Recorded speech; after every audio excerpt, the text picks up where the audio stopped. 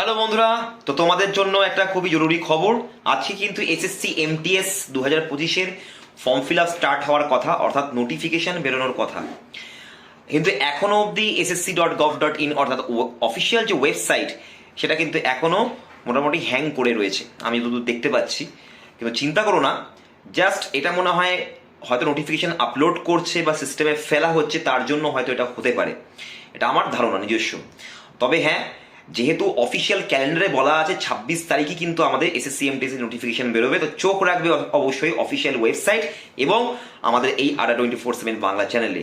কারণ যখনই নোটিফিকেশন আসবে সম্পূর্ণ ডিটেলস শো নিয়ে আমি নিয়ে চলে আসবো তোমাদের সাথে এসএসসি এমটিএস 2025-এর এইবারের নোটিফিকেশন নিয়ে। তো অবশ্যই যারা এসএসসি এমটিএস এ প্রথমবারে চাকরি চাও, এই ভিডিওর নিচে কমেন্ট করে দাও এসএসসি এমটিএস উইনার অথবা I am SSC MTS winner.